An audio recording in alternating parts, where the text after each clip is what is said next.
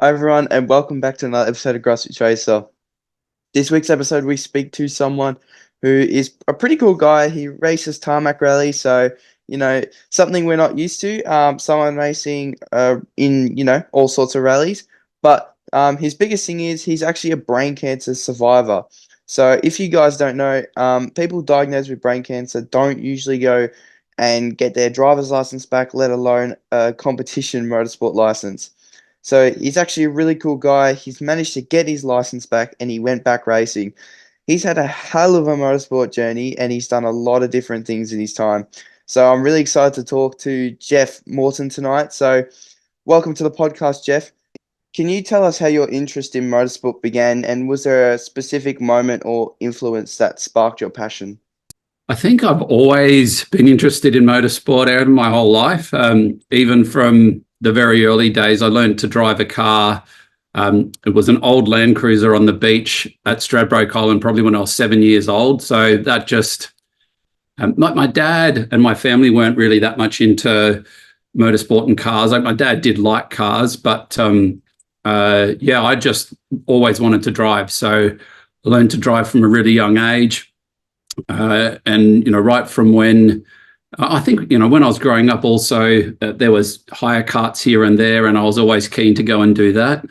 On the way through high school, I started a little bit of a buy and sell business, buying stuff from pawnbroker auctions and selling it in the trading post. And that allowed me to generate enough capital to go and buy a go-kart. So in the last couple of years of high school, I also bought a trailer as well so that we could get the go-kart out to it was Archerfield, because I was living in Brisbane at the time, but I needed my dad to tow the car out there, and it was a Clubman, which you had to push start and lift up at the back, and my dad didn't have the best knees. So eventually I think I had to learn how to get it going and then jump in it once it got started. But that was just more of a mate of mine at school. He got one at the same time as well. So that was something that we went and did together a bit just in high school. Nothing really super competitive or anything like that. But yeah, I just always had the bug. And then when I got my license, so I got my learners, everything was on the first day that I could get it, all of that sort of thing. So in Queensland, the earliest you could get your provisional was 17. I got that on my 17th birthday. I could already drive a car, so that wasn't a huge deal. You didn't have to go through and do all of these hours and stuff like that, like is the case now. And then very soon after that, I moved to Sydney to go to uni, and I didn't have a car for a little while. But every car that I've ever had, right from my first car, which was a 1985 Honda Prelude, I've always taken it to the track. So doing karting and stuff here and there. I think where everything is in relation to the resources and the funds that you have available to you, what you're capable, what you can actually go and do. So, as every car that I've ever owned, I always took it to the track, mostly Wakefield, which is about to come back later this year, which is great. A lot of karting at various tracks. I think I did actually buy a go-kart as well during my uni years or early working years, that I did go and do some karting in at Picton in Sydney, and also out at Eastern Creek. And I did maybe a couple of competitive races. I would have been in Clubman Heavy or something like that. But never really got into it super seriously. I think it was just because I was working so much. So I studied at uni, and then I was also working on the way through that, and then I got into a full-time job. So I think I was really focused. I always had a car, and all of the cars that I had, as I said, I always took it to the track. But and I'd always done karting. I'd always done well. Anytime I was in a car, I was always fast, and I had all different sorts of cars from. My first car was a low power front wheel drive, the Honda Prelude. And then my second car was a S14A 200 SX, which had a bit of work done to it. At the time, it was a lot of power at the time. I think it had 190 kilowatts at the wheels, which back in 2000 was a lot. It's not much now. But also ran that at the track. And yeah, whatever. And then I got a Subaru STI, Bug Eye 6-speed. So the thing that I found was that I was able to adapt to whatever the car was that I had, and was always able to turn pretty quick laps, and always, I think, probably outperformed the equipment that I had, or did well for whatever the equipment was that I had. The first time I actually did I probably did some super sprints and that sort of stuff with various cars over the years. Like, I was a member of the WRX club for a while, so I did some of their things. The first competitive thing that I did, and doesn't exist anymore, but was an event called the Dutton Rally. And they used to have a national series in the mid 2000s through till around, I think, 2010 or 2012 it finished up. But they had it wasn't like on the road or anything like that, or full racetrack. But what they did was they had all these little events, little competitions, motorcarnas, hill climbs. And the one that I did was in 2008. And the car that I had at the time, I'd just gotten I had one of the first 135 Beamers that came into the country in 2008. I think it had the N54 engine in it. And I didn't have much done to it. Just I had KW Club Sport coilovers. And I think that was in pretty much the standard class. But that event you actually had to go and do with a co-driver. But you were never in the car at the same time. You just shared the driving. So there was some team aspect to it. And in that event, there was about 80 to 100 people in it that year, I think. And I came in the top 10 outright for a car that was nowhere, like I was in just like the standard, whatever the category was for standard cars. But it was at that point, and I got like a whole bunch of trophies, because they give you a trophy for every single event there. Too many to count, but it was at that event that I saw a car that I fell in love with, and I thought, I've got to come back and buy a car and build it up to try and win this event outright. So that car was the one that I'd seen. There was a Lotus Exige. I ended up getting a Lotus Elise a few years later with the goal to build it into a monster, give it a whole lot of power and suspension and E85 and all of that, and try and go back and win that event outright. Did you ever do it? So yeah, pretty much I've just always been interested in motorsport. Always followed Formula One, grew up during the period of time when Schumacher was around and dominating, and I'd stay up late and watch all of those races. And yeah. Was he your favourite at the time? He was, yeah, absolutely. And big Schumacher. Yeah, you might have had Mark Webber as the only Aussie sort of his early days. I was around for the whole Mark Webber. Yeah, obviously followed him as well. I have to say, like, it's tough following Australians, because sometimes either they get the tough end of, they don't often have situations where you can really celebrate. There's usually a lot of pain and sadness attached to some of the outcomes when you're following an Aussie in F1. Yeah. We saw that just recently. Even though Oscar won, it wasn't a great way to win your first F1, was it? Yeah. And I think he fully deserved it from the start. But then when you look about how McLaren did their strategy, then you go, well, that's a bit unfair on Oscar. Yeah. But it is what it is, and everyone's entitled to their own opinion on it. But I think when you look at Formula One, we're getting some more Aussies sort of pop up here and there. We had Mark, and then he sort of retired. Then Daniel popped up straight afterwards, and he's still kicking around. And then Oscar's jumped in, and Dylan's lurking around. So looks like we got some Aussies, sort of jumping in the sport, which is something we haven't seen. We haven't seen a lot of Aussies in Formula One for a long time. Yeah. I think it's good. I'm really hoping that Oscar is going to continue on and keep growing the way that he's looking to do it. And it's great that McLaren is going ahead in leaps and bounds. I didn't actually hold a lot of hope for them, so I'm a bit surprised that they've been able to pull it together. But, back to you. You grew up racing various things. Do you remember, you did talk about sort of your first race, but do you remember your first in a car, like when you went to the sprint? Do you remember the first time you got in the car and put the foot to the floor, what it felt like? We're going back a long way now, mate. um, uh, I think every car that I've ever been in, like I've always, even like, when I was a kid and just driving my parents' cars, I've always used full throttle. One time I got in a bit of trouble I was at my uncle's place who had acreage driving my dad's car, and I was using a bit too much throttle and got it a bit sideways off the bitumen onto the grass when I was, I don't know, 8 or 9 years old or something. And then I wasn't allowed to drive for a little while. So I think yeah, for me, like whatever car I've got, one of my talents as a driver is, and this was really highlighted in the Dutton Rally events. You only get to do each course or test once, so you need to be on the pace, on the limit, not making mistakes.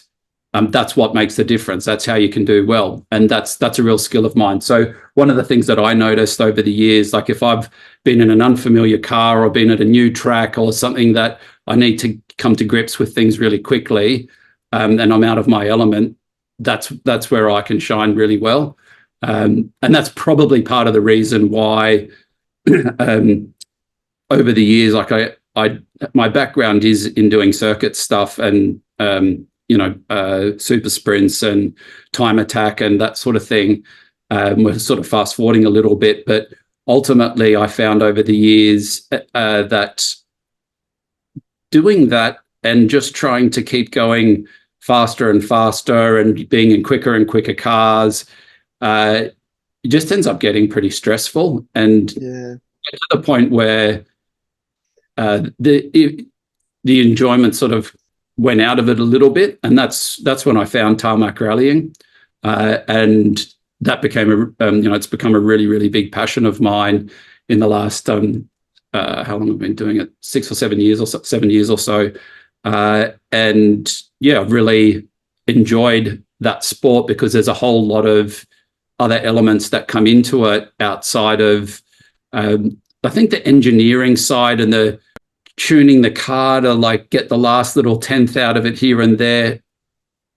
That side of things just didn't really interest me. I got maybe a bit old, and one of the things with the rallying is you're not trying to find every last little tenth. You're just trying to get a car that can give you confidence to be able to attack hard all the time. In unfamiliar circumstances and in unknown situations, and you've got a co-driver in the car with you as well. So there's a lot of teamwork that's involved. Yeah, and obviously when you've got to the tarmac rally point, that person's sort of telling you where you got to go, and it's a bit of a trust thing. You've got to trust they're directing you right, and they're trusting you to drive where they're telling you. So obviously you found someone at this point who you dearly trust to point you in the right direction. Yeah. So there was a period of time, we kind of skipped over a few years, but I did end up getting a Lotus Elise, and I built it into a monster. But right at that time, after I got the car, I was diagnosed with brain cancer, which meant that I couldn't go and drive the car, and I thought I might not ever drive a car ever again. So it turned out that John Boston, who you probably know, I've known him for many, many years, as a driver trainer, but this was before the days where he owned track school. This was back when I think he was still with Luffy at the time. And anyway, I got him to drive my car in the New South Wales round. It was at that time, by that time it had changed its name to Australian Tarmac Challenge. And he won the event outright in the car that I had built. So there was a bit of satisfaction in there that the car was able to achieve that goal that I'd set. But I think after that, the event, maybe it ran 1 or 2 more years after that, but I wasn't driving at that stage. And so, yeah, it ended up just fizzling out. But it was a few years after that. It took about I think 5 or 6 years after I was diagnosed before I was actually able to get my motorsport license back again. And I still had the Red Lotus. And so the first thing that I did was some of the Lotus guys had been doing these tarmac, or they were doing tour events / tarmac rallying at Targa High Country. And so I jumped in the Red Lotus, and I'd been doing this social hire kart series called Karts and Kebabs just for a bit of fun. And so I grabbed a mate from that to come down, and he sat in the nav seat. There wasn't much navving going on because we just started in the lowest category, which is a regularity, time, speed, distance. So it's just like an average speed thing. And that was when I started to really fall in love with the Tarmac Rally. I really loved the whole environment of it. You're kind of out just driving on roads that are closed for you, no cops, both sides of the road. And it's pure driving. And you're in a different location, you're moving around, nice scenery, all of that sort of stuff. And anyway, we ended up coming third. We started off really poorly because there's a whole bunch of intricacies with TSD that I won't go into. We didn't really know what we were doing, but once we understood what we needed to do, we ended up working our way up the order, and we came third at Targa High Country in 2016 and TSD. And that was when I knew this, like I just sold my business a couple of months before that. So I had some resources to be able to go and I just also gotten my my competition license back. So I was interested in investigating, all different sorts of motorsport categories to see what I'd want to get involved in now that I had the dream of being able to actually go and drive again. And anyway, I didn't end up going and investigating anything else. Like I was considering maybe radicals, or because I'd done some radicals in the past, and I'd driven a whole bunch of racetracks overseas and an F1 at AGS Formula One in France a couple of times.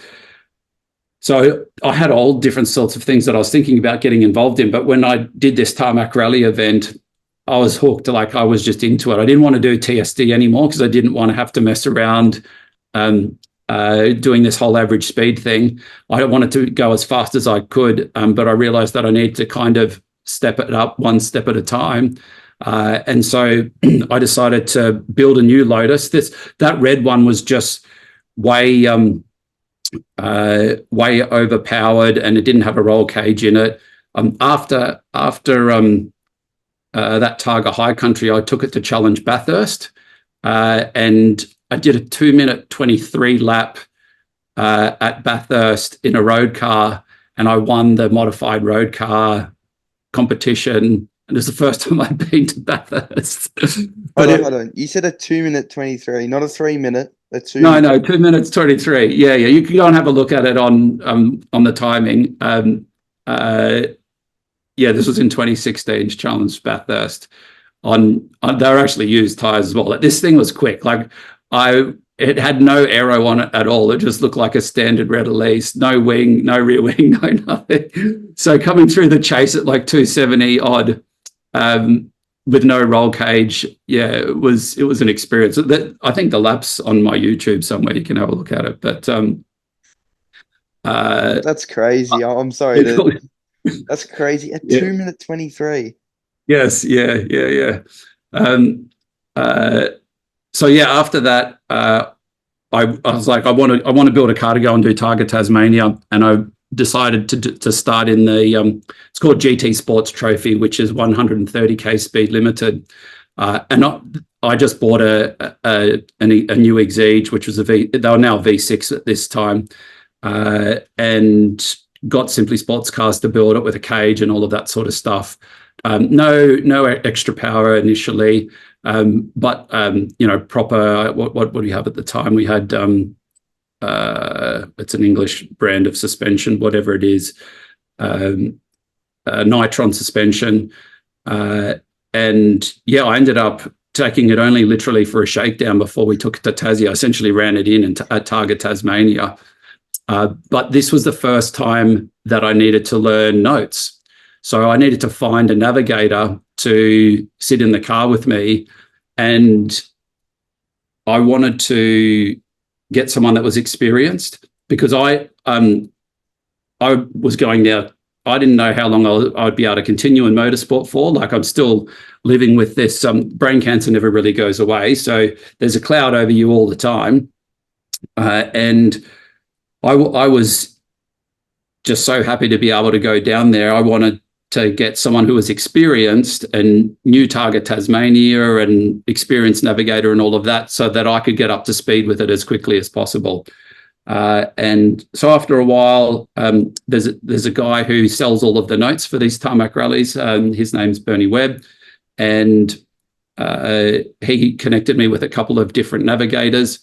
Found one that I was keen to go forward with, and we went down and spent a lot of time doing recce, which is where you go over all the course and notes, and he taught me all the pace notes and that sort of stuff. And then, yeah, the event started, and I just fell in love with it. Tasmania is amazing, and Target Tasmania is like the Bathurst or the grand final. It's like a 6-day event. It is like the mecca of Tarmac Rally in Australia, if not the whole world. And yeah, that event went really, really well. Ended up winning our competition by over 10 minutes.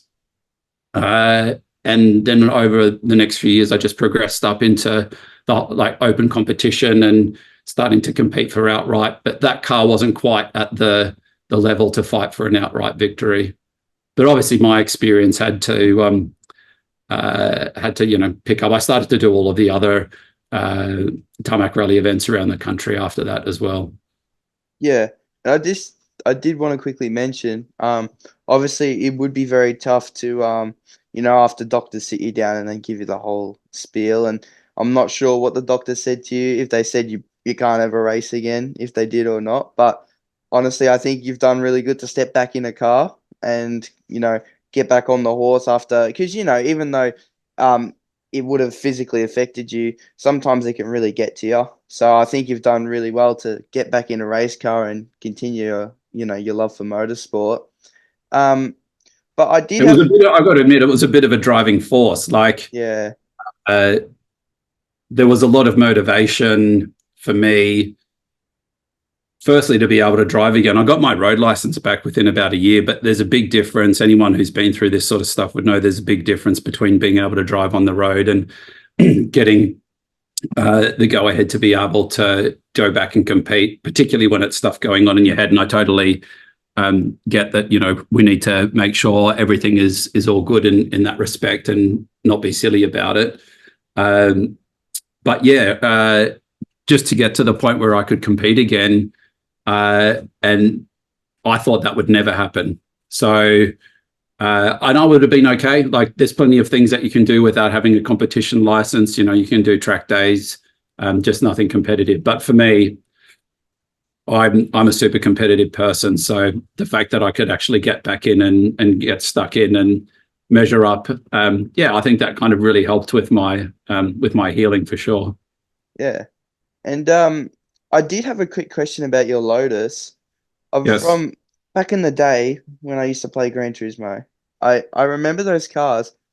They were super light and super powerful. Is it true? Like, if you carry high enough speed, you won't be able to turn the thing. Well, if you modify, they're probably not super powerful from standard. I'm not sure which one you're talking about, but the one that I took to Bathurst was had a 2ZZ Toyota engine in it. Then I had a supercharger on top of that, which was a twin screw one that was charge cooled. It had a built engine, cams, E85, everything. Like, it had I think about 370 or 380 horsepower and like 900 kilos. So the power to weight was pretty good, but that's nothing like a standard car. Yeah. And then the V6 was heavier. It was more like 1,100 kilos, and it had more power as well.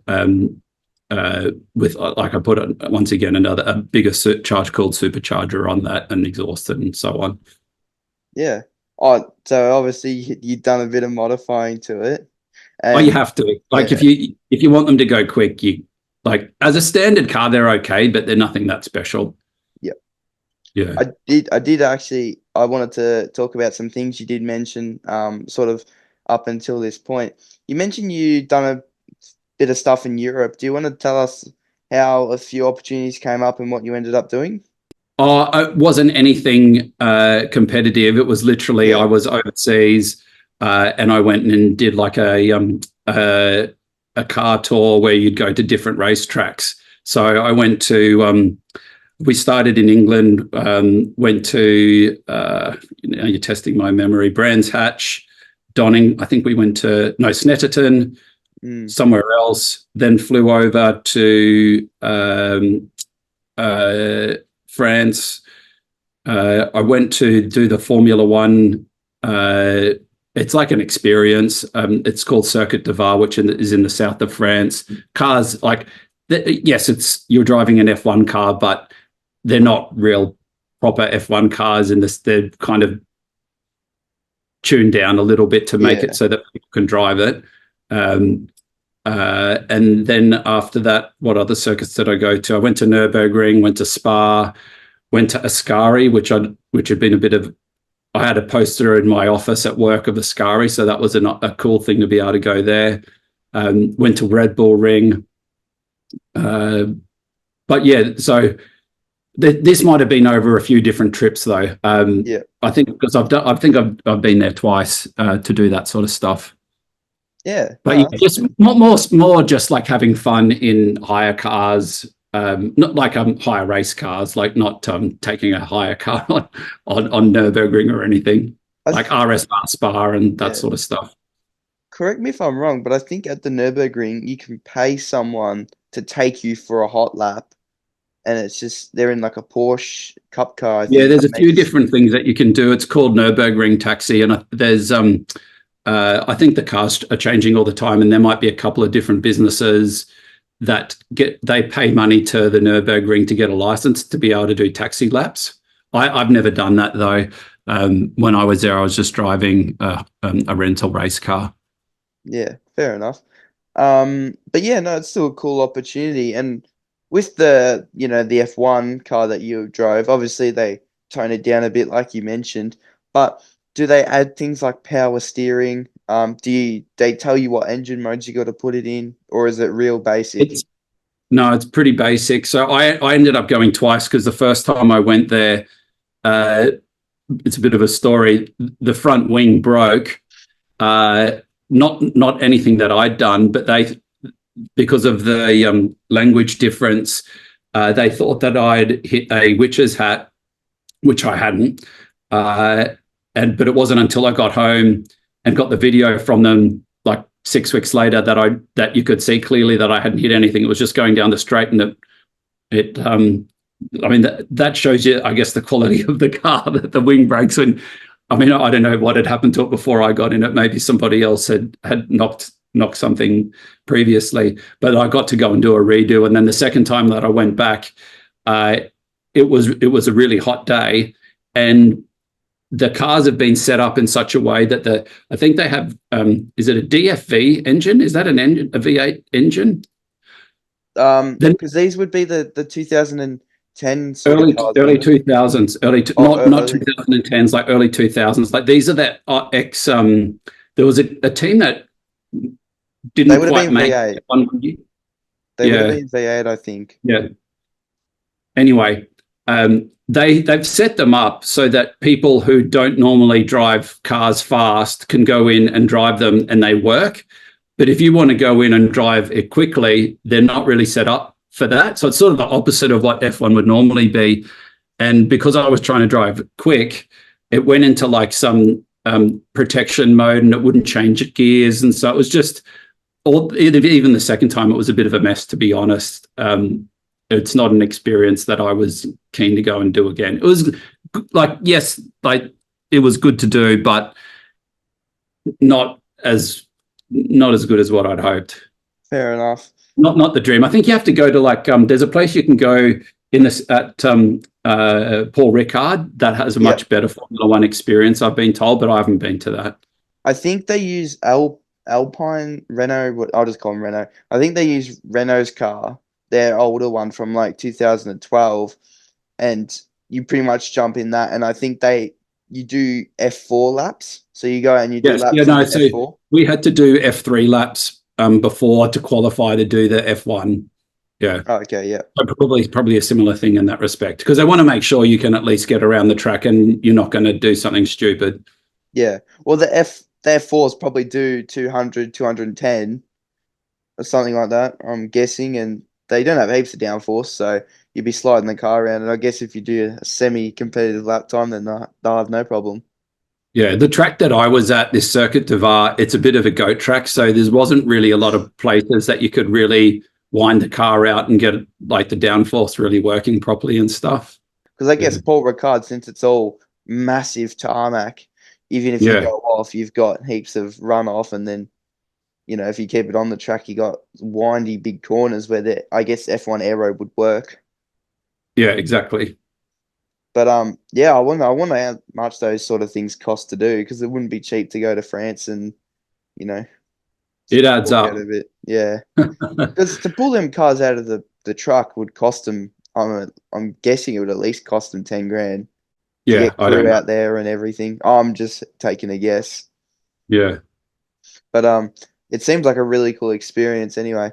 So Jeff, let's talk about what you're doing at the moment. We were talking about how you got involved with the Targa sort of sprints. So you do tarmac rallies now, and I was hoping you could go into a little bit more detail about what you're doing at the moment. Sure.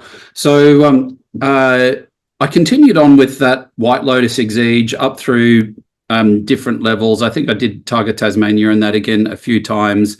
Targa High Country, took it up to Targa Great Barrier Reef. Also, over the period of time that I had that car, I had a few different navigators until I got to the point where I settled on the navigator that I still have to today. So I've done lots of rallies with him now. So I think I started with him in 2019. His name's Damon Nicoli. He's based out of WA, which is a bit weird considering I live in Brisbane, but that's in Sydney, but that's just the way things work in this sport. There's actually no tarmac rallies in New South Wales, so it doesn't necessarily matter too much where your navigator is. So it was I think around July 2019, I was at the point where I'd really stepped up at Targa Tas that year, and got quite a good result. And I felt like the only thing that was holding me back now was the car. Like, it was like going to try and win an event in that Lotus. That year, though, Paul Stokel did win Targa Tasmania outright in effectively the same car, but he's a bit of a freak in the wet, and I'm nothing. I don't claim to be anything as good as Paul Stokel, particularly in the wet. In the dry, probably give him a bit more of a run for his money, but in the wet, no. And so, yeah, it was time for me to get another car. And I'd just been on a tour in Europe, driving a bunch of different cars, and came back, and I was tossing up between a few different cars, and ended up making the decision to get a GT2 RS, which, if I was going to go, it was a big call to actually leave the Lotus brand. I'd been with them for like 8, 9, 10 years, I think, at the time, and it's a bit of a family. Like, the owner of Lotus Cars Australia, Lee, he's a car guy, and he's an engineer initially, and he just loves going away and doing all of the rallies. And so they go away, and like, as the whole sort of Lotus family, from tour through to all different levels of the competition.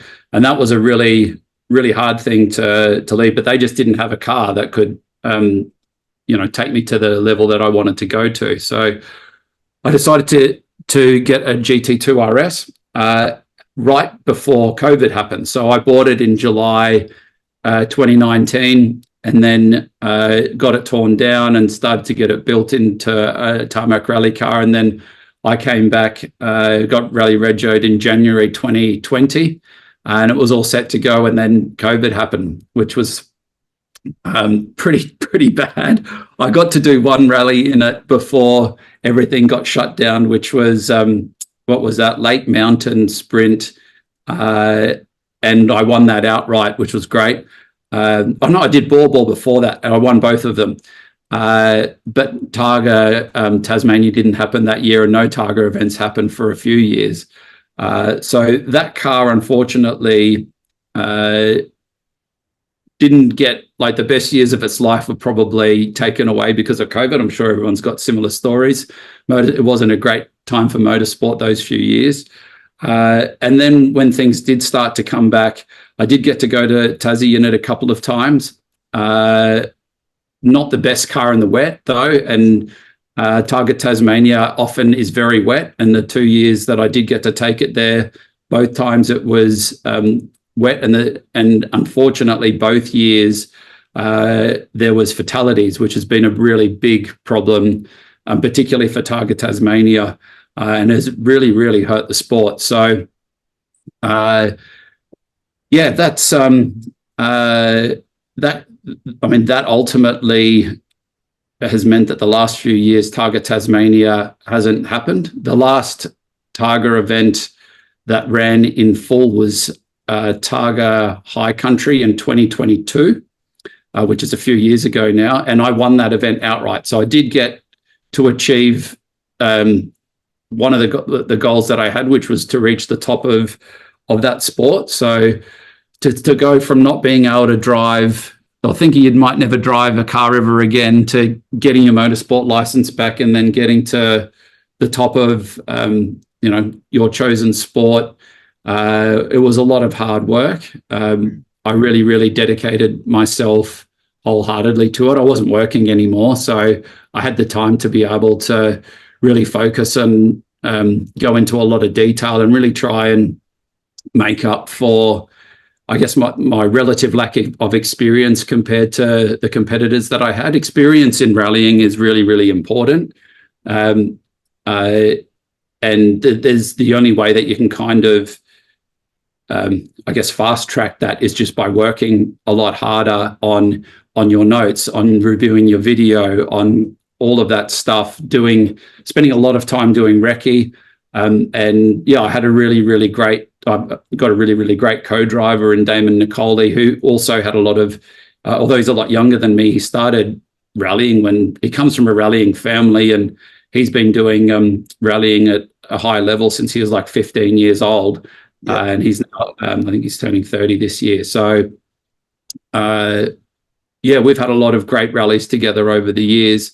The last couple of years, there hasn't been a lot of rallying going on, though. So the last event that I did in Tarmac Rally was Great Tarmac Rally, which is in Victoria. There's a series of rallies in Victoria that are run by Australian Tarmac Rally, but it's under AASA sanctioning, not Motorsport Australia. Yeah, they've got 4 rallies that they run each year, or all in Victoria. Yeah, that might be something to look into, actually, because obviously, well, what do you have to be on your minimum of your Ps, or do you have to have a full license to? I can't answer that question because I haven't been in that position. I'm pretty sure what's required would be, because essentially the road is closed, you need to have the national, if we're talking about these ATR events, Australian Tarmac Rally events, you need to have the AASA National Rally License. I don't know what the minimum requirement is for that. Probably being on your Ps is okay. Because all that the roads are closed when you're on there. There's very small transport, so you do actually need to have at least the provisional road license. But the other option is, there's also the option to be a navigator. Being a driver, as you'll find out, it gets very expensive very quickly. So a lot of people who are also really skilled drivers, if they want to get involved in rallying, they'll go and do it as a navigator, because typically as a navigator, the way that it works in Tarmac Rally and probably gravel rally as well, I presume, is at a minimum you get your costs covered, and you get to go rallying, and you get to enjoy it without having to stump up all of the dollars to go and prep a car and get tires and pay for entry and all of that sort of stuff. And if you're really good, you'll get paid as well. Yeah. Um, yeah, just a quick question for you. Is this sort of up to date with your racing? Because I did have something for you if you are up to date. Well, actually, one thing I did miss during COVID, and this is going back a few years, that when there was, I think this was when the borders were closed, I decided to take the car to Bathurst, and I hadn't been to Bathurst for a few years, and I thought that there might be an opportunity to beat the production car lap record that was set by Bernd Schneider a few years prior in an AMG GTR. And anyway, long story short, we ended up doing it, and I did a 2:14.2 at Bathurst in this car in 2020, which at the time was the production car lap record. Which, considering I'm not a Bathurst specialist and I was driving my own car as a privateer, I was pretty happy with that. I think the previous record before me was like a 2:16.5 or something on road tyres too. So isn't that two records that you've broken at Bathurst? Well, no, see the time that I did in the Lotus, that was not, although it was faster than whatever the official production car record was, because it didn't really count, because I think that you have to set that in a race. Okay. And that car was modified. It was road registered, but yeah, that wasn't technically a record, I don't think. Okay. Well, it's still pretty cool that you've broken a record, but now I wanted to talk to you about on your Instagram, if you've had a look at your Instagram. Obviously you talk about how you've bet brain cancer, and you're still going with it, unfortunately, but you have a fundraising page on your Linktree. Did you want to talk a little bit about that?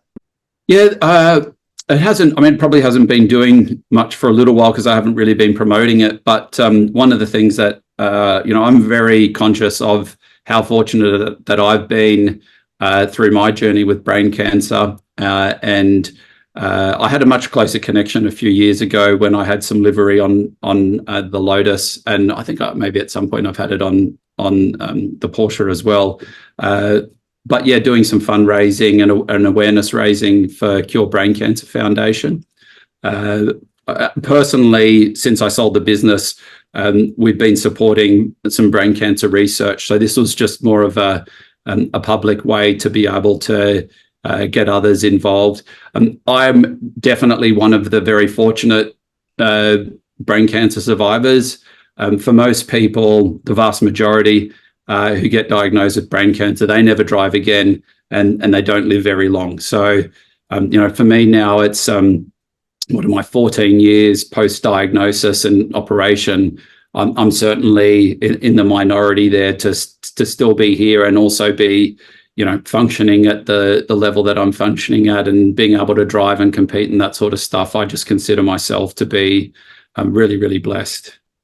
Yeah, and that's awesome, man. And yeah, did you want to let the viewers know what your Instagram page was, and if you got a Facebook page, where they can follow your progress, stay with your racing, and they can check out the Cure Brain Cancer Foundation. That's what it's called. And that's linked on your page. Yeah. So yeah, my Instagram is Jeff Morton Racing, just with a J. And there's links on there through to Facebook and stuff like that. But most of the stuff that I do, I push through the Instagram. Yeah, I've sort of decided recently just to take a little bit of a step back from Tarmac Rally and just have a bit of a rest from it for a little while. I think with everything that's going on at the moment, Targa Tasmania has a coronial inquest coming up at the end of next month, and I'm on the committee for the Tarmac Rally Competitors Association, so I'm pretty close to what's going on there, and it's really it's going to be interesting to see what comes out of that and how it's going to change the sport going forward, because really Targa Tasmania is where it all started, and that hasn't run last year or this year, the future of the event is really on a bit of shaky ground at the moment, which is a really big concern. So I'm putting a lot of effort in from a committee point of view into into that. And yeah, we've got some representation that from the committee that's going down to represent our interests in that inquest. So that's going to be really interesting to see where that goes. But I'm taking the opportunity this year to spend some more time with my daughter and helping her kind of start her motorsport journey. And I've really been enjoying that. So she did the FIA First Gear event last year, and she got her Motorsport Australia Junior Speed license. So I've been taking her to some club events and doing some motorcarnas and taking her to Pheasant Wood. They have some really great learner courses that you can do there. And just seeing her progress and learn to drive manual has been giving me a fair bit of joy as a father. And it's nice also to spend some time with her. I recently just got another road car as well. So I've been enjoying that. And yeah, I think I'm just waiting to see where things settle on the tarmac rallying thing before I decide how I'm going to get involved with that in the future. But yeah, just taking a little bit of a rest from that at the moment. Yeah. And that's a good decision, you know, and obviously you want to support your daughter, which is awesome. Obviously there's a big push for females in motorsport at the moment, and you know, it's not something you want to force them into, but if they're interested, you know, why not give them the opportunities that they deserve? And honestly, I think it's a good step. Obviously helping the younger generation come up. I started when I was probably 7, 8 years old. So, you know, when you start young, you get a lot of experience. By the time, you know, I'm only 17, and I think I've learned a lot compared to your regular 17-year-olds. So I think it's a really good thing, and I'll keep an eye out and, you know, support. But thanks for jumping on tonight, Jeff. I really do appreciate it. It was good having a nice chat with you and, you know, learn about you and your motorsport journey. Thanks, Ayrton. No problem. Cool. Have a good rest of your night, and good luck for the future.